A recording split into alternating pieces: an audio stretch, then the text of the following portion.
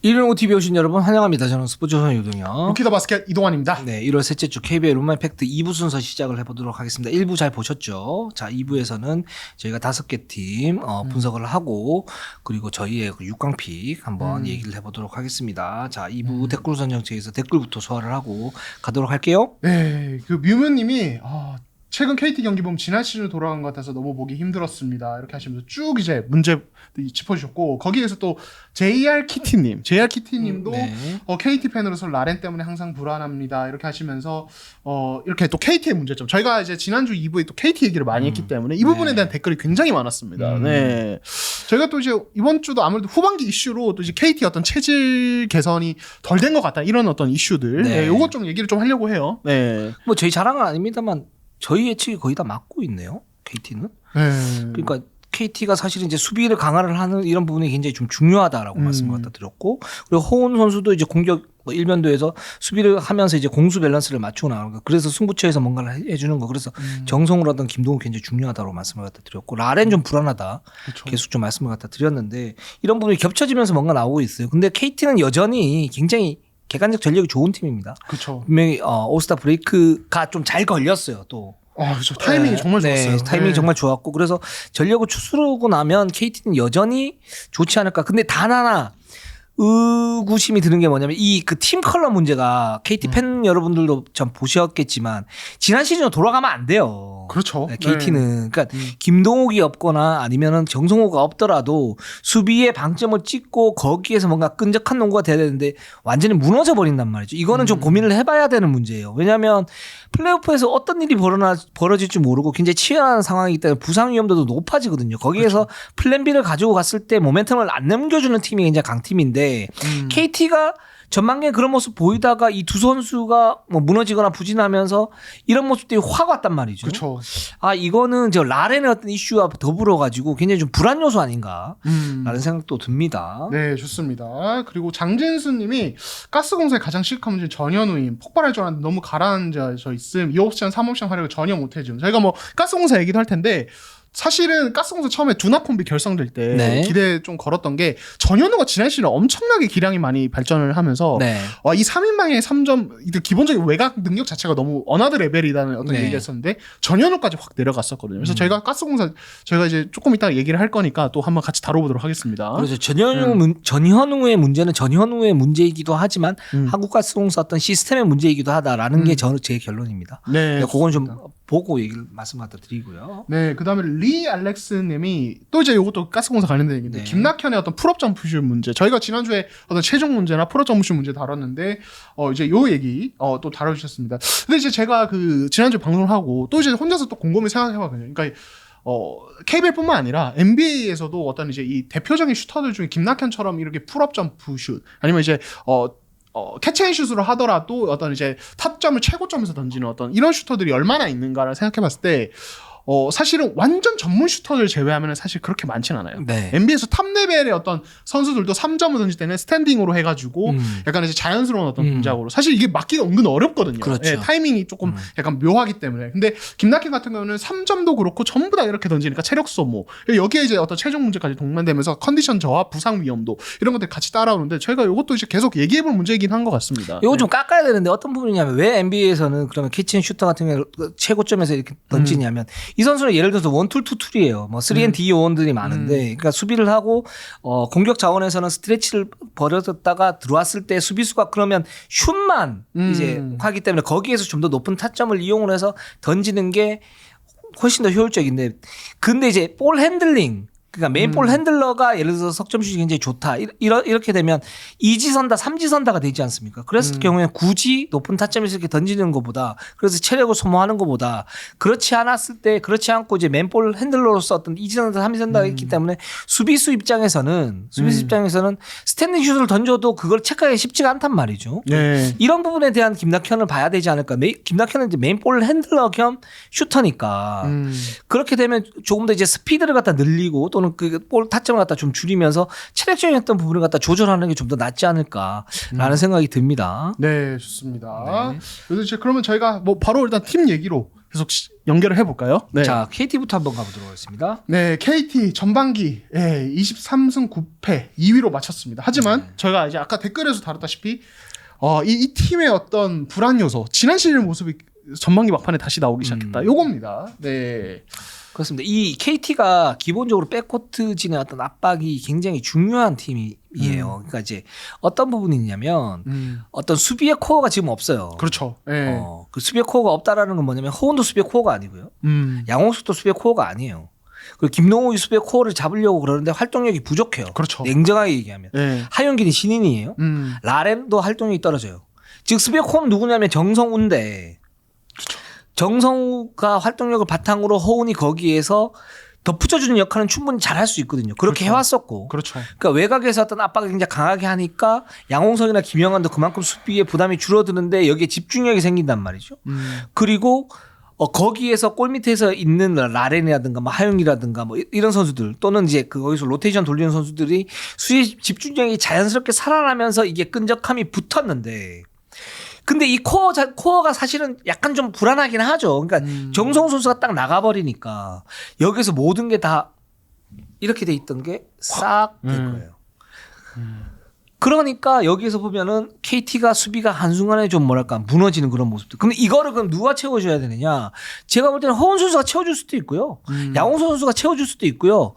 근데 김영환 선수는 못 채워줄 거예요. 왜냐면 활동력이 떨어지니까. 그러니까 그렇죠. 뭔가 몸을 날리고 허스를 하고 이런 선수들 한 명 있으면 뭐 예를 들어서 박지원이라든가 이런 카드들이 있을 수 있겠죠. 근데 박지원은 잘 안 쓰니까. 그럼 또는 윙 자원에서 그런 선수들이 있겠냐 봤을 때는 뭐 김영환, 김동욱도 그런 타입은 아니죠. 그렇죠. 결국 외곽에서 어떤 그 수비 코어 한 명이 필요하다.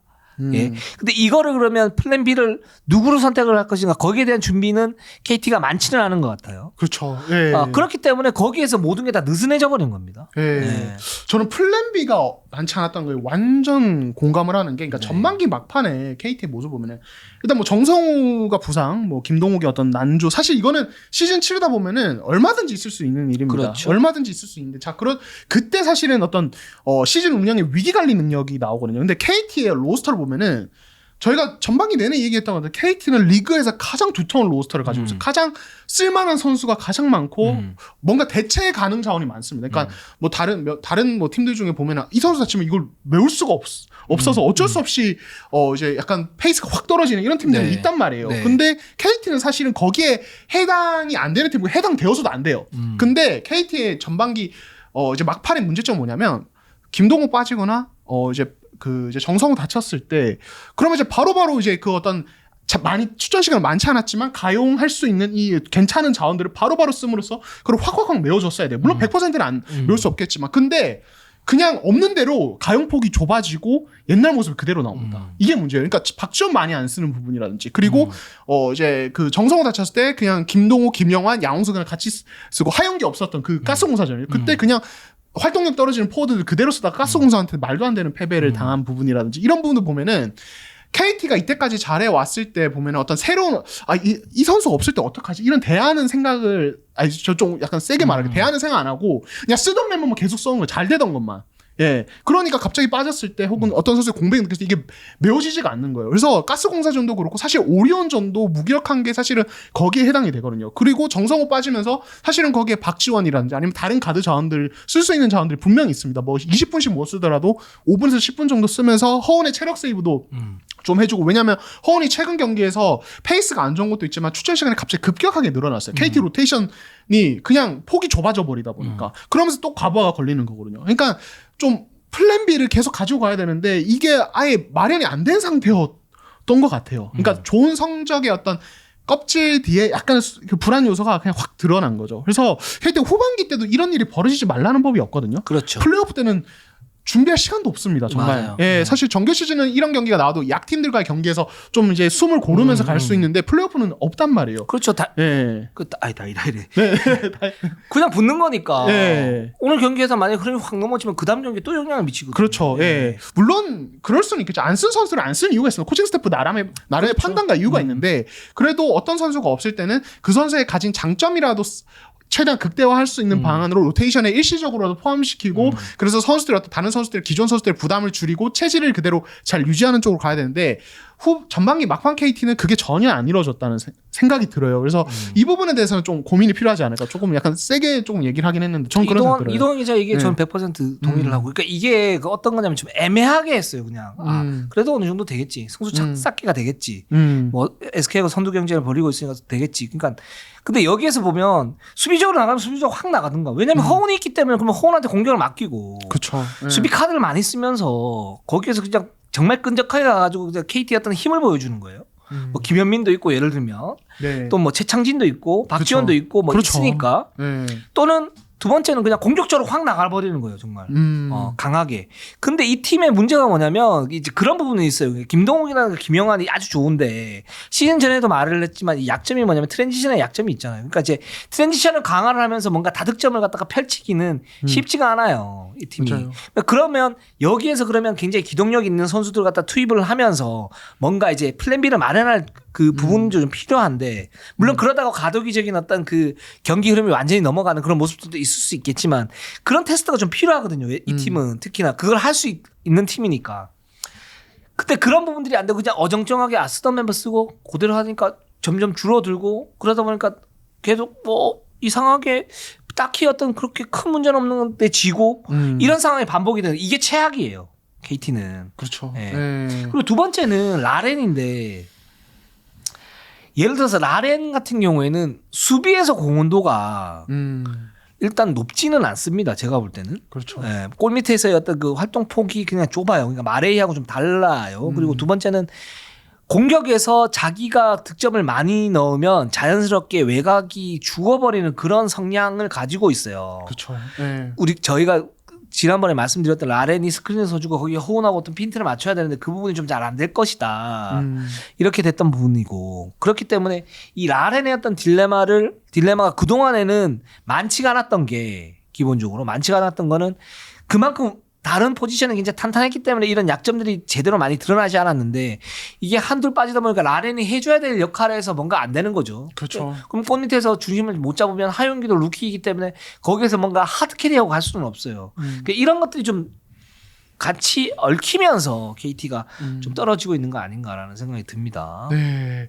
그러니까 KT가 그래서 저는 이제 전반기를 보면서 마지막 마무리를 보면서 어떤 생각이 들었냐면 이 팀이 정말 예전의 KT보다는 훨씬 강한 건 맞은데 이게 근본적인 어떤 팀이 달라진 이런 느낌이 아니고 그냥 어떤 선수들의 그만큼 뭐 선수 영입을 잘하고 드래프트를 정말 잘한 거긴 합니다. 그만큼 오히려 또 역설적으로. 근데 그걸로 이제 잘 버텨왔던 걸 수도 있겠다. 이런 생각이 들어서 요거는 이제 좀 지켜볼 여지는 있겠다는 생각이 들어요. 그래서 네. KT는 지금 이제 라렌, 김영환, 김동훈 이 선수들을 잘 써야 돼요. 그러니까 이 선수들이 핵심인 건 맞는데 네. 이 선수들을 썼을 때는 팀 스피드가 느려질 수밖에 없는 거거든요. 그러니까 승부처에서 한 골이 필요할 때 세트 오펜스가 필요할 때는 이 선수들을 갖다가 제대로 쓰고 그리고 어떨 때 경기가 안 풀릴 때는 확 트랜지션을 끌어올려야 될 때 있잖아요. 그럴 때 그렇죠. 마이어스라든가 뭐 그 허운이 중심이 되겠죠. 허운 중심으로 허운이 공격에 어떤 결정력이 있으니까 이럴 때 안 쓰면 언제 씁니까? 그렇죠. 라든가 또 뭐 양홍석이 있을 수도 있고 거기에 이제 뭐 김현민이라든가 이런 이제 기동력 좋은 선수들 쓰면서 뭔가 압박을 하는 그러면서 공격에서는 트랜지션을 하고 예를 들어서 세터 패스가 어느 정도 성기더라도 호운을 중심으로 뭔가를 해줄 수 있는 이제 그런 플랜 B를 갖다 좀 마련할 필요는 있겠다라는 생각이 들어요. 네, 좋습니다. 자, 그러면 KGC로 한번 가보도록 하겠습니다. 네, KGC 전반기에 19승 12패. 네, 3위로 마무리를 했고요. 저희가 사실 전반기 막판에 KGC 어떤 불안함에 대해서 계속 얘기를 했는데 결국에는 후반기에는 이걸 좀 어떻게 바꾸느냐 이게 뭐 이슈가 되지 않겠습니까? 네. 그렇죠. KGC가 그동안 문제가 뭐였었냐면 이제 수비법 일단 일편단심 트랩, 그렇죠. 일편단심 압박, 거기에 히어로볼 있었었죠. 그렇죠. 예. 그러니까 이게 또 어떤 것과 엮여서 큰 문제가 됐냐면 KGC가 이번 시즌은 어떤 로스터 활용폭 자체가 좁아져 있다. 그러니까 네. 주전 의존도가 되게 강하고, 그러니까 그렇기 때문에 로테이션 폭이 좁아서 선수들이 어떤 체력 소모가 심한 상황에서 체력 소모가 심한 수비법을 같이 이제 조금 이제 고집스럽게 이제 병행을 하다 보니까 어떤 이제 공격에서도 영향을 미치고 수비는 수비대로 불안해지고 경기력이 막 들쑥날쑥한 후반전 불안해진다든지 이런 것들까지. 그러니까 같이 오면서 KGC가 3위권 안에 있지만은 이 팀이 그렇게 안정적으로 보이지 않는 이런 모습이 좀 나왔었죠. 네. 그렇죠. 그래서 KCC 같은 경우에는 좀 인위적으로 뭔가를 갖다 변화시키려고 하는 그런 것들이 있어요. 그 부분이 좀 문제이긴 한데 뭐 예를 들어서 박지훈이라든가 양희종이 딱 들어왔을 때 이 두 선수가 그런 이제 트랩 수비나 이런 부분에서는 핵심이기 때문에 이 선수를 써야지 썼는데 공수가 다 완전 망가져요. 네, 그렇죠. 왜냐하면 이 두 선수의 어떤 활동력이 일시적으로 좋지는 않을 뿐더러 그 당시에는 컨디션이 좋지 않으니까 그러면서 해왔던 건 잘 됐던 것조차 안 되는 거예요. 상대의 모멘텀을 넘겨주고 흐름이 떨어져요. 그래서 또 다시 백 하니까 그때 뭐 정신을 차리냐 그것도 아니죠. 흐름이 넘어갔었으니까 뭐 이런 부분이 있고 근데 그래서 그러면 이 양희종이라든가 박지훈인데 이 두 선수가 백업진의 어떤 그 코어 또는 이제 스타팅에서 간간히 나오면서 뭔가 이제 활용폭을 극대화할 필요는 분명히 있어요. KGC도. 그래 객관적 전력이 올라가니까. 근데 이걸 그럼 어떻게 하면 할 수 있을까라고 봤을 때 현실적으로 테스트를 만약에 해서 박지훈과 변준영의 투가드가 좋지가 않다. 변준영이 죽어버린다.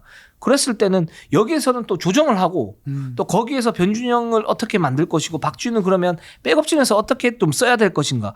이분을 갖다 조정을 해야 되는데 여전히 똑같은 방식으로 그냥 가버려요. 그렇죠. 그러다가 또 다시 또 한번 박지훈이나 양준을 올려놓고 안 되면 또 거기서 끝이고 그러면서 흐름이 뚝뚝 끊어져 버린다는 거죠.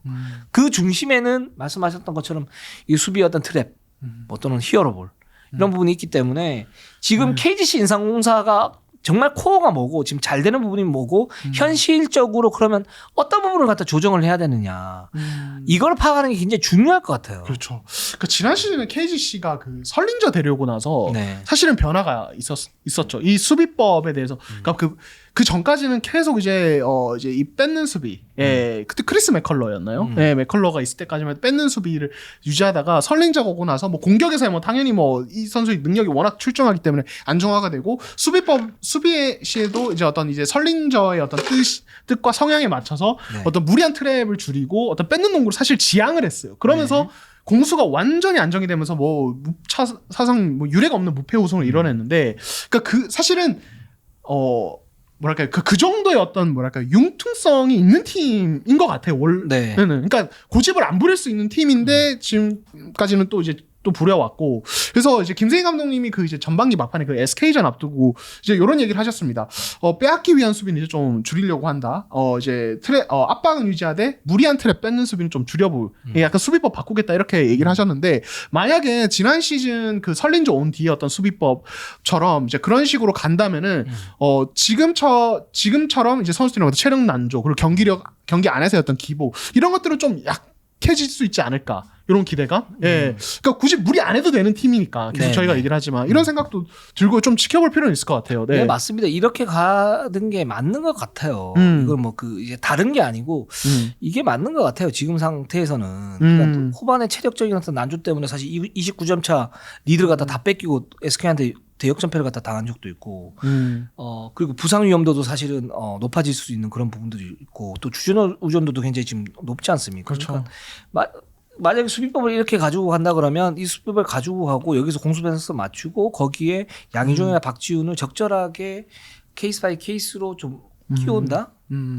그렇게 되면 KGC는 여전히 굉장히 무서운 팀이에요. 그렇죠. 그렇게 했을 경우에 좀 더 좋아질 수 있을 것 같고 또 하나는 뭐냐면 여기에서 그러면 이제 승부처에서 그럼 누가 공을 잡아서 누가 슛을 던질 것인가 이 부분도 좀 봐야 될 것 같아요. 지금 전성현 선수의 그 핸드오프에 의한 석점 슛은 상대가 굉장히 지금 견제를 많이 합니다. 맞아요. 네. 물론 전성현 선수 너무 좋고 거기에 스펠맨의 어떤 그 스크린도 나름 나쁘지가 않아요. 그러니까 뭐 설린저는 워낙 좋았었고 나쁘지 않아요. 좋은데 이 부분을 가지고 가는 것도 가지고 가는 건데 이 부분을 미끼로 써가지고 다른 어떤 시너지를 어떻게 만들 것인가 이 부분 굉장히 중요한데 거기에 핵심은 저는 스펠맨과 변준영이라고 생각해요. 네. 그러니까 변준영이 기본적으로 메인 볼 핸들링을 가지고 있고 그 선수가 돌파가 굉장히 좋은 선수라고 얘기를 하는데 실제적으로 클러치 상황에서 이렇게 보면 좀 주저주저하는 면들이 있어요. 그래서 뭔가 좀 나눠줘야 된다는 그런 부분들이 있고 스펠맨 같은 경우에 제가 볼 때는 2대 공격에 의해서 전진하는 모습 전진 속에서 그러니까 커팅을 하는 상황에서 볼을 주게 되면 거기에서 1대1 아이솔레이션에서 1대1에서 페이스업 공격이 되지 않습니까? 자연스럽게. 그랬을 경우에 리모텍을 할 수 있는 선수가 리그에서는 없어요. 그렇죠. 그 상황을 만들어줘야 되거든요. 네. 이게 지금 외곽에서 외곽에서 공격을 할 것인가 또는 미드레인지를 할 것인가 이 부분은 뭐 중요할 수 있지만 그 부분보다는 그 상황을 만들어주게 되면 거기에서 스펠맨의 진정한 저는 위력이 나타난다고 보는데 그걸 어떻게 좀 조정을 할 것인가 이게 부족해요 지금 KGC는. 네, 네. 그렇습니다. 물론 이것까지만 안 되고 이 수비법만 바꿔도 KGC는 기본적으로 굉장히 좀 위력적일 거예요. 전반기에 사실 객관적 전력에 비해서 성적이 뭐 19승 12패는 굉장히 잘 나왔는데 좀 성적이 예상보다 좀 떨어진 팀이 오리온이 첫 번째고 KGC도 그렇게 좋지는 않았어요. 제가 볼 때는 냉정하게 얘기하면. 근데 이 수정할 수 있는 부분들이 훨씬 더 수월하게 수정이 가능하다. KGC는. 뭐 이런 생각이 듭니다. 네, 좋습니다. 자, LG로 한번 가보도록 하겠습니다. 네. LG가 전반기 14승 18패 7위였는데 잘 싸웠는데 14승 18패 그래도 좀 불안합니다. 그렇습니다. 네, 일단은 뭐 이제 이 팀은 전반기 스타트가 너무 안 좋았죠. 너무 그렇죠. 안 좋았다가 네. 서서 이제 페이스를 끌어올려서 여기까지 온 느낌이고 이제 최근 들어서는 이제 뭐 저희가 몇 번 얘기를 했지만 가장 눈에 띄는 이 이승우의 활약. 아, 저는 그 SK전 그 이제 전반기 마지막 경기 SK전을 현장에서 보는데 네. 이 선수의 수비 존재감이 양팀 모든 선수 중에 가장 압도적이었어요. 오죽하면은 조성학도 이것도 이 선수 투입하고 나서 거의 안 빼고 계속 썼습니다. 너무 잘해요. 수비를 너무 잘했어요. 그러니까 물론 그날 유난히 또 경기력이 좋았던 것도 있지만은 예를 들어서 이제 이 선수가 이제 멀티 포지션이 가능하잖아요. 2번, 3번이 다 되는 선수인데 네. 요즘 SK전 같은 경우는 사실은 안영준이나 최준용에 대한 수비가 가능한데 안영준, 최준용까지 효과적으로 어느 정도 수비를 해내는 이런 모습. 그러니까 이 선수가 계속 잘 활용이 됐을 때는 진짜 상대 에이스를 잡아먹는 락다운 디펜더가 될 수 있고 팀 디펜스 차원에서도 헬프 디펜스나 어떤 자세 이런 거 수직 유지하는 능력이라든지 그 공간을 안 주면서 이런 것들이 되게 좋아요. 그리고 또 하나는 수비 성공의 어떤 트레이션에서의 어떤 위력. 왜냐하면 사이즈와 스피드를 모두 갖춘 선수이기 때문에 그래서 어떤 공격 쪽에서 어떤 미드레인지에서 어떤 뱅크샷 마무리라든지 이런 것들만 약간씩 보완이 되면은 LG에 굉장히 기대되는 미래가 될 수 있겠다는 생각. 제가 너무 좋게 보는지 모르는데 최근의 퍼포먼스는 굉장히 좀 인상적이었습니다, 이 선수. 네. 그러니까 이게 지난주에 저희가 이승우가 좀 결이 다른 그 윙맨이라고 말씀드렸잖아요. 그게 정희재나 뭐 서민수 좋은 선수들이긴 하지만 이 선수들이 사실 뭐 최준용이나 안영준을 1대1로 맞기에는 좀 버거워요. 그렇죠. 고민이 네. 굉장히 많이 될 거예요. 왜냐하면 최준용은 기본적으로 1대1 페이스업에서 그 리모트 능력이 굉장히 뛰어난데 이게 정희재나 서민수의 스피드로 따라가기가 쉽지가 않고 안영준도 마찬가지거든요. 그렇죠. 근데 이승우는 그게 된단 말이죠. 이 부분이 굉장히 중요해요. 특히나 이게 어떨 때 중요하냐면 플레이오프에서 저희가 윙맨들의 어떤 그 존재감이 굉장히 발현되는 시기가 플레이오프라고 말씀을 드렸는데 예를 들어서 LG하고 SK하고 붙는다고 칩시다. 그러면 이승우가 더 많이 기용이 되면서 최준용이나 안영준을 막을 거예요. 물론 이제 최준용이나 안영준이 이승우의 수비를 갖다 뚫을 가능성이 좀 더 높긴 한데 이승우 선수가 만약에 거기에 대해서 최준용이나 최준용이나 안영준만 막어 이렇게 됐을 때 거기에서는 안영준이나 최준용이 뚜렷한 어떤 절대 우위를 가지고 갈 가능성이 떨어지잖아요. 그렇죠. 그럼 거기에 따라서 거기에서 발현되는 어떤 시너지가 약해지니까 그럼 SK는 공격의 어떤 한 축이 막히고 그러면 원희야 김선영 또는 이제 그 최준영 안영준의 한편 그 이승우가 막지 않는 그런 선수들이로 할 수 있는 그 공격 루트가 좀 단순해지는 그런 느낌이 있을 수 있거든요. 그렇죠. 그러니까 이런 부분뿐만 아니고 뭐 예를 들어서 오리온 같은 경우도 이대성 선수가 미스매치 공략을 굉장히 잘하지 않습니까? 예를 뭐 단신 가드들이 왔을 때 잘하는 부분인데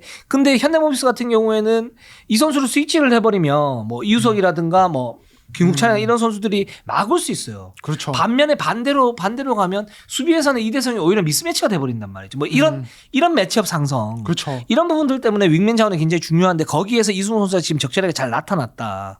이렇게 생각이 들고 물론 이 선수가 이제 경험이 좀 부족하고 또는 뭐 수비 자세가 약간 불안하기 때문에 기복이 있을 수 있는데 기본적으로 지금 상태에서는 LG에게 굉장히 큰 힘이 될 수 있다. 그렇죠. 생각이 듭니다. 그래서 이 이승우의 합류 이후로 LG의 이제 로테이션도 약간의 변화가 있었는데 일단 이관희가 사실은 개막 이후에 계속 좀 벤치에서 이제 약간 식스맨 느낌으로 투입되지만 사실 뭐 주전 같은 식스맨으로 투입이 많이 됐는데 이제는 아예 선발 라인으로 올라갔고 세컨 유닛은 이제 한상혁, 이승우 그리고 이제 사무엘스 최근에 사무엘스 최근에 합류한 요 선수 중심으로 좀 운영이 되는 그래서 조금 이제 로테이션이 조금 뭔가 안정이 되는 이런 느낌이 있어요. 물론 여전히 폭넓게 가져가긴 하겠습니다만 그렇기 때문에 LG의 어떤 후반기는 뭐 조성함이 계속 강조하지만 이제 로테이션 4 그리고 그 로테이션 안에 들어있는 선수들의 어떤 경기력 이게 될 것 같습니다. 네. 네, 그렇습니다. LG가 지금 마레이 선수 워낙 잘해주고 있고 여기서 모멘텀을 잡아주는 허슬 플레이가 굉장히 좋기 때문에 그리고 이재동과 이관희는 여전히 백코티지는 뭐 리그 최상급 중에 하나지 않습니까? 그렇죠. 그 윙맨진이 사실 약점이었는데 이승우 선수가 이렇게 이끌어 한다. 근데 사무엘스가 저는 지금 일단은 좀 불안해요. 그러니까 앞으로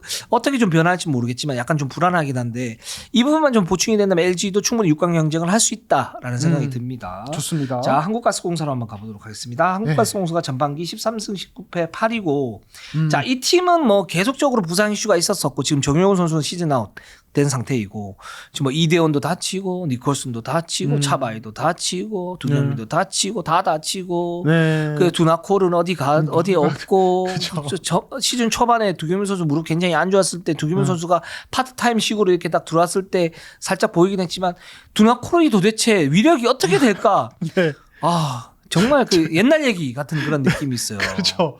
사실은 원래대로였다면 두나컬이 건강하게 뛰고 거기서 생기는 문제들이 분명히 있었을 겁니다. 네. 있었을 것이고 장점도 있었을 건데 그거에 대해서 저희가 지금까지 약간 지겹도록 논의를 하고 그러면 새로운 방법은 뭘까? 네. 그러면서 가스공사의 어떤 시스템의 문제라든지 뭐 이런 것들을 저희가 꼬집었을 텐데 이거 뭐 건강하게 뛰지도 못하니까 저희가 사실 그걸 꼬집을 기회조차 없었어요. 맞아요. 예, 그렇기 때문에 자 이제 후반기는 좀 기회가 생길 수도 있을 것 같습니다. 이제 네. 니콜슨이 20일 이제 후반기 첫 경기 이제 디비전에서 복귀를 지금 이제 예정하고 있고 차바이도 사실은 이 선수가 손등 골절이었는데 그때 한 4, 6주 나왔던 걸로 기억해요. 어느새 네. 시간이 흘러서 20일 복귀를 지금 좀 노리고 있어요. 그리고 이제 그 알렉산더가 지금 무릎이 좋지 않습니다. 네. 그 상태에서 DJ 화이트를 이제 일시 대체로 일단 영입을 해둔 상태. 그렇기 때문에 가스공사의 후반기에 대해서 굉장히 궁금해집니다. 네. 네, 그렇습니다. 일단 건강한 두나콜이 들어와야 되는데, 음. 근데 단 하나 이제 안드레 니콜슨이 중국 때부터 이제 허리 염좌가 계속 있었다는 부분들이기 때문에 이게 언제 또 재발할지 몰라요. 맞아요. 이 부분이 좀 문제이긴 하고 두경민 같은 경우에 무릎에 이상이 있었는데 지금 뛰는 걸 보면 그나마 좀 안정적인 것 같고 차바이번 선수 복귀를 하기 때문에 즉 이제 이 두나콜이 뛰고 여기에 차바이가 뛰고 여기서 신승민이라든가 이윤기 전현우 이런 선수들이 백업진에서 로테이션을 돌 때 과연 한국가스공사가 어떤 폭발력을 드러낼 것인가 전 잘할 수 있을 것 같아요. 그쵸. 같은데 이 호흡이라는 게 사실은 일시적으로 또 맞춰지는 건 아닌데 그렇죠. 13승 19패 지금은 이제 연승을 타면서 뭔가 쭉 올려야 되는 그런 시점이거든요. 다행인 거는 이제 6강 마지노선과 그렇게 큰 승차가 나지 않기 때문에 한 3연승 4연승 하면 희망이 딱 보여요. 그렇죠. 이런 부분이 있고 그렇기 때문에 후반기에 이 두나콜이 진짜 어떤 역할을 하나 저는 잘할 것 같아요. 잘할 것 같고 근데 제가 볼 때는 지금 상태에서는 주전 의존도를 과하게 한다라기보다는 주전들의 베스트 5를 좀 이제 설정을 명확하게 하고 백업진을 언제 뛰게끔 만드느냐 요 부분이 굉장히 중요할 것 같아요. 그 지금 두경민도 그렇고 김남현도 그렇고 차바이도 그렇고 이대현도 그렇고 니콜슨도 그렇고 한 번씩 다 부상에서 떨어졌다 갔다가 다시 온 선수들. 그게 내구성이 지금 상태에서는 좀 약해져 있다.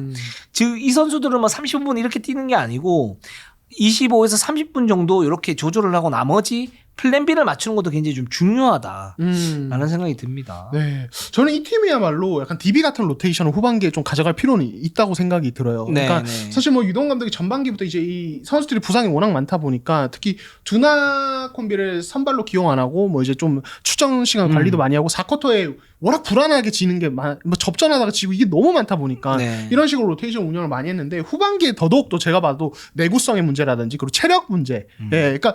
가스공사가 지금 이제 니콜스 없는 가장 큰 문제는 4쿼터 때 두나기 외곽에서 던지다가 그냥 끝난다는 거였어요. 역전당하고. 네, 네. 근데 이제 니콜슨이 오면 이게 안정화가 된단 말이에요. 예, 안정화가 되고 두나기 어떤 체력 세이브도 어쨌든 지금 로테이션 폭이 넓어지면서 이게 가능해지니까 요 부분에 되게 중점을 두고 좀 폭넓게 운영하면 기본적으로 이 팀이 가진 힘이 있기 때문에 충분히 좀 이제 후반기에 괜찮은 어떤 내용들이 나오지 않을까. 예, 다만 여기서 또 하나 중요한 게 그래도 내실은 있어야 된다. 내실은 뭐냐면 저희가 전반기 막판에 얘기했던 투포인트 게임.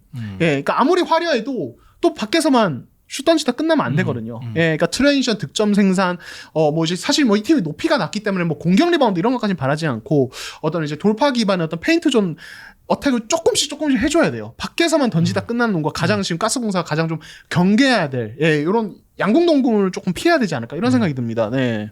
그리고 전현우 선수의 그 폼이 올 시즌 이제 좋지는 않고 있는데 물론 이제 지난 인삼공사전에서는 폭발을 했죠. 근데 이건 좀 일시적이라고 볼 수 있고. 근데 이 선수의 폼이 왜 이렇게 좀 떨어졌냐? 이게 구조적인 문제가 있는데 니콜스 선수 수비 약점 때문에 저는 그런 것 같아요. 니콜슨 때문에. 그러니까 니콜슨의 수비 약점이 있기 때문에 지금 나머지 3, 4번들이 좀 더 많은 활동력을 가지고 가야 되고 수비에서 어떤 초점을 다 맞춰야 돼요.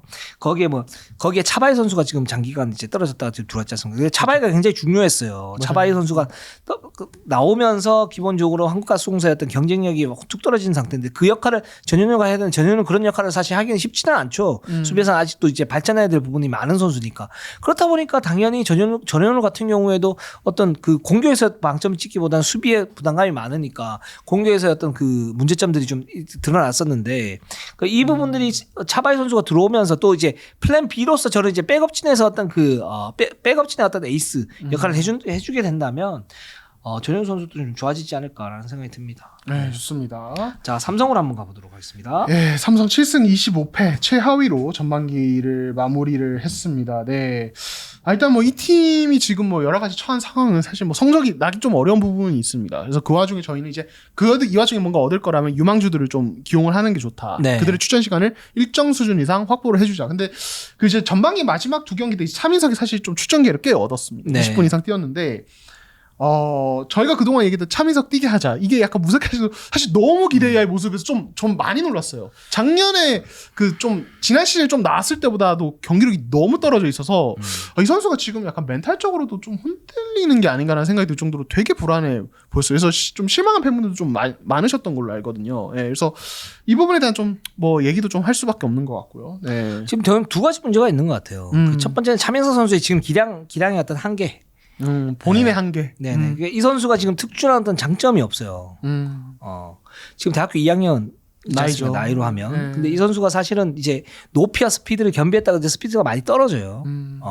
그렇다고 이제 몸빵이 되는 게 아니에요. 그러니까 내외곽에서 굉장히 애매해요.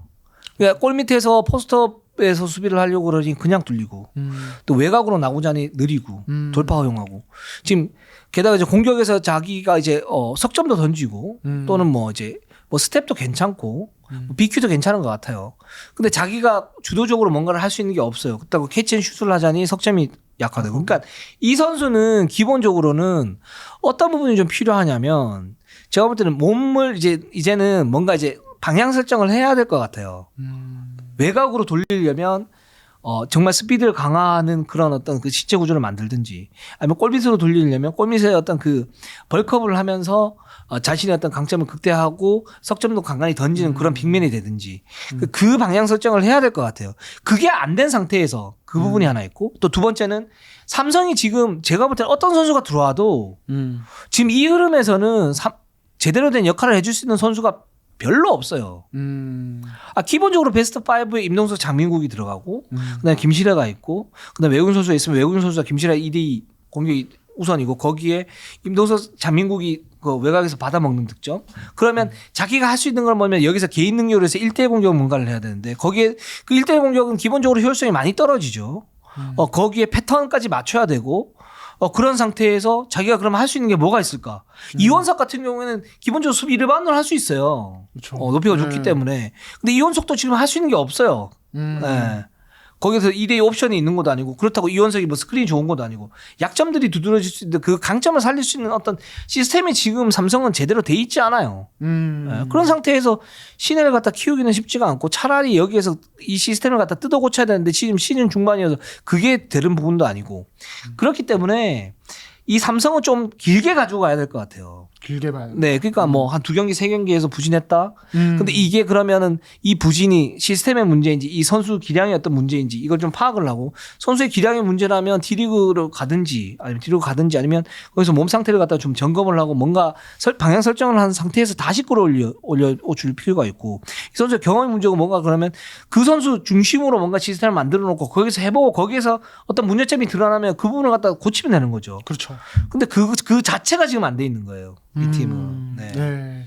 좋습니다. 그리고 이제 같이 또 얘기 나오는 게, 그러니까 이게 어떻게 보면 삼성의 좀 오랜 문제이기도 한데, 그러니까 삼성이 최근 몇 년 동안 뭐 6강 플레이오프 자체를 못 갔기 때문에 네. 유망주 수급이 사실은 좀 유리한 어떤 네. 구조였죠. 뭐 드래프트에서나. 근데 사실은 막상 보면 지금 성적 결과를 보면은 뭔가 확실하게 큰 선수가 없는 네. 예, 이런 상황. 그래서 근본적으로 어떤 삼성의 어떤 육성에 좀 문제가 있는 게 아니냐. 어떤 이런 이야기도 할 수 있고 또 더불어서 이제 이 차민수 선수가 이제 고졸 얼리지 않습니까? 그래서 얼리로 나온 선수들이 사실 실패하는 경우가 좀 나오고 있어요. SK 김영빈. 사실 이번 시즌 아예 배제가 되어 있습니다.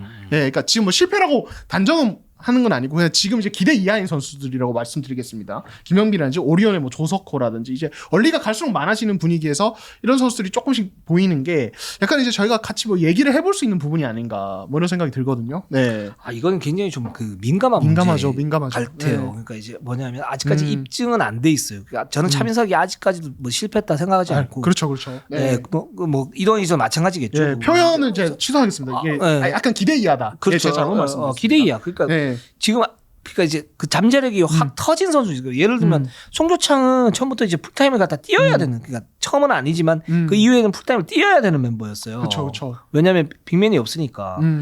그리고 자기가 노력을 해서 잠재력이 폭발한 그런 케이스고, 양홍석 같은 경우에도 전체적으로 이 선수 송교창의 양홍석이 예를 들어서 차민석이나 김영보다는 좀 더 이제 유리한 조건들을 가지고 있었었죠. 그러니까 양홍석은 슈터치가 부드럽고 파워가 있으니까 거기서 뭔가 자신의 어떤 그 자리매김을 갖다 할 수 있는 그런 부분들이 있었는데, 그러면 차민석이나 김영빈 같은 경우, 김영빈 뭐 조석호 같은 경우에도 그런 기회를 얻는 그런 부분이 중요하고, 그 다음에 이 선수들의 어떤 약점이 분명히 있을 거예요. 그러니까 모든 선수들이 다 마찬가지지만 얼리로 나온 선수들이, 그러면 이 약점을 어떻게 메워 나가는가, 그거는 개인적인 어떤 노력, 구단에서 어떤 그 구체적인 방침, 이런 부분들이 같이 결합이 되는 그런 부분이고, 그랬을 경우에 한 3, 4년 뒤에 또는 4, 5년 뒤에 이 선수들이 어떻게 변할지는 모르는 거죠. 근데 지금 상태 같으면은 KCC는 정규리그 우승을 하지 않았습니까? 그리고 어느 정도 이제 6강을 올라가면서 기회를 많이 줬단 말이죠. 양홍석도 마찬가지고, 서명진도 거의 프로젝트형 선수였어요.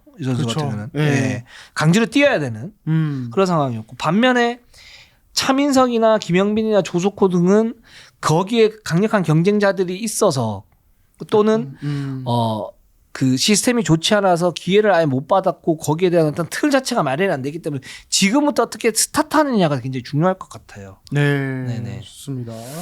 그래서 이 선수들은 얼리 드래프트들은 좀 명심을 해야 될 부분들은 뭐냐면, 고교 때 자기가 짱이었죠. 대학 때도 뭐 자기가 짱이었을 거고, 근데 프로는 진짜 다릅니다. 그러니까 그 여기서 어떻게 노력하느냐에 따라 가지고 앞으로 5년, 10년 뒤에 1억짜리 선수가 될 것인가. 짤이라 그러면 좀 죄송하긴 한데 극단적으로 표현을 하면 5천만 원 1억짜리 선수가 될 것인가, 10억짜리 선수가 될 것인가, 그건 자기가 이제 선택을 하는 부분이에요. 네, 좋습니다. 지금 아직 늦지 않았습니다. 뭐 시간 많아요 아직. 그렇죠. 네, 사실 어리기 때문에. 그럼요. 47살인 저도 지금 방송 열심히 하고 있지 않습니까? 그렇죠. 초보로서.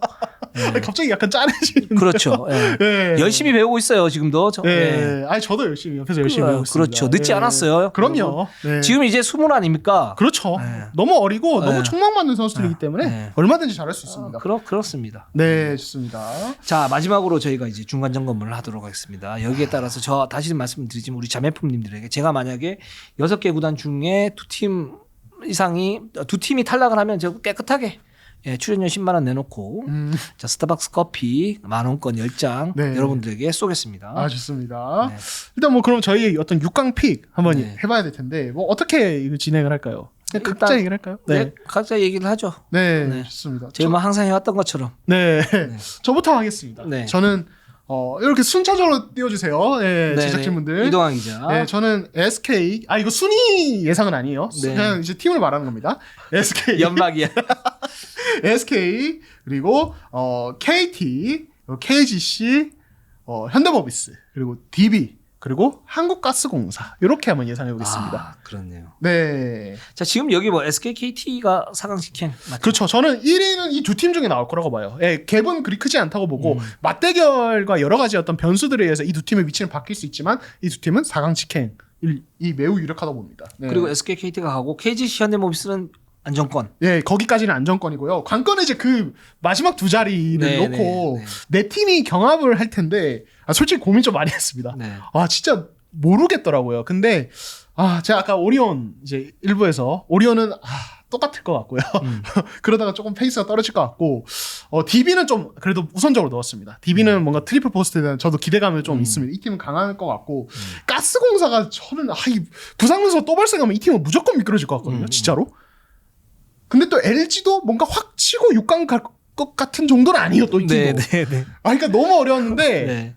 그래서 가스공사가 후반기에는 건강하겠지라는 어떤 이제 약간은 막연한 어떤 예상을 하면서 가스공사 그래도 객관적 전력이 좋다. 그래서 가스공사를 넣었습니다. 네. 예. 그죠. 어렵죠. 너무 어려워요. 너무 어려워요. 우리가 네. 또 한번 세게 당했기 때문에 네. 더 어려운 것 같아요. 지금 이제 이 결과 발표되는 순간 이제 나머지 4개 팀 팬분들이 굉장히 또 이제 저희를 미워하지 않을까. 네. 괜찮습니다. 네, 죄송합니다. 네. 뭐 저도 죄송한데. 네. 그러니까 저도 뛰어보겠습니다. 네. 6강 예상 이렇게 됩니다. 저도 뭐 비슷하고요. 음. KT, SK, KGC, 현대모비스는 갈 가능성이 높다. 음. 저도 나머지 두 자리가 문제였는데 네. 오리온 DB로 결정을 했습니다. 오리온 DB. 오리온 아까 이제 말씀하셨고 또 DB 넣으셨고. 네. 네. 그러니까 이제 그거예요. 저 똑같아요. 한국가스공사가 이제 부상이 과연 없을 것인가라는 거 네. 하나. 두 번째는 저는 이제 니콜슨의 수비력 그 약점 때문에 그러니까 한국가스공사가 지금 이제 6강에 올라가기 위해서는 연승을 타야 되는데 그럴 수 있는 힘은 분명히 있는 팀이라고 생각이 들거든요. 드는데 근데 과연 이제 니콜슨의 수비 부담감 요 딜레마가 분명히 있다. 공격이 굉장히 강하지만 있고 유동 감독이 그 부분에서 신경을 굉장히 많이 쓴다. 그 상황에서 그러면 이대현이나 차바이가 잘 버텨줘야 되는 그런 상황인데 이게 그럼 연승을 갈 수 있는 구조인가 그랬을 때 좀 불안해요. 그러니까 연승 못 가고 뭐 2승 1패, 1승 1패, 1승 2패 이런 식으로 가게 될 것 같아요. 그러다가 부상 위험도가 또 있어요. 그렇게 되면 무리할 수밖에 없는 거거든요. 그렇게 됐을 경우에 한국가스공사가 결국은 뭔가 코어 중에 한 명 또는 두 명이 살짝 좀 떨어져 나가면서 좀 힘들 것 같고 LG 같은 경우에도 굉장히 끈끈할 것 같긴 해요. 굉장히 지금 흐름이 굉장히 좋고 마레이가 좋긴 한데 이 팀도 이제 후반기에는 기본적으로 팀 전력이 모두가 다 100% 드러나는 그런 시기거든요. 이 드러나는 시기여서 이 객관적 전력이 굉장히 중요한데 이 객관적 전력에서 DB, 오리온, 가스공사를 압도할 수 있을까 LG가 쉽지 않을 것 같아요. LG가 그동안 승수를 쌓아온 건 뭐냐면 굉장히 좋았어요. 마레이도 좋고 끈끈한 조직력도 점점 맞춰져 나가는데 이 부분이 좀 한계가 좀 나올 것 같다라는 생각이 들고 그러면 DB 같은 경우는 지금 강상재, 김종규, 오브라이언트가 굉장히 중요했어요. 여기에 허웅까지 결합을 한다. 그러면 좀 더 좋아질 것 같아요. 굉장히 좋아질 것 같고 마지막으로 이제 오리온이었는데 오리온은 6강을 떨어지면 안 되는 멤버예요. 지금. 절대 사실은 4강 직행을 노려야 할 멤버죠, 사실. 그래서 여기에서 지금 오리온이 물론 뭐 여러 가지 뭐 문제점들이 있었었지만 기본적으로 가장 골치였던 외국인 선수 문제가 해결됐기 때문에 오리온도 저는 올라갈 것 같습니다. 좋습니다. 네, 이것도 얼마나 많은 이게 이제 박제거든요. 이거 나가는 순간 박제예요. 그럼 이제 요걸로 이제 또 1년 가거든요. 박제 두렵습니까? 아니 안 두렵습니다. 저희 챔프전 생각을 해보십시오. KCC 승, 아니 또 KGC 4전 전승 우승. 이제 선수들도 꽤 별로요 이런 걸로. 그래서 최근에 제가 이제 그 KGC 전상현 선수랑 이제 통화를 했는데 요즘 저는 KGC 선수 잘 안 봅니다. 최근에 SK하고 패스 때 SK에서 패스 때 제가 양희종 선수를 우연히 봤거든요. 보면서 형님 안녕하세요 이랬는데 제가 고생이 많아. 그리고 왔어요. 괜히 주눅 들고 괜히 눈치 보이고. 전상현 선수가 1위 농구 나가는 날만 기다리고 있는데 왜냐면 그 이제 지난 시즌에 그 앙금이 다들 계시더라고요. 네. 다 뭐 선수 다 하시더라고요. 그래서 착한 선수이기 때문에 괜찮을 거라고 생각합니다. 또 이제 뭐 KGC 좋은 성적 나면 저희가 또 선수들 또 딱 불러가지고 같이 허심탄회하게 얘기하는 케이스 있으면 좋을 것 같습니다. 네, 알겠습니다. 네. KGC 화이팅. 화이팅. 홍길동 아니 홍의장군 화이팅. 홍의장군 화이팅. 자, 오늘 방송 여기까지 하도록 하겠습니다. 우리는 항상 최선을 다하겠습니다. 네이버, 유튜브 구독, 좋아요, 알람. 감사합니다.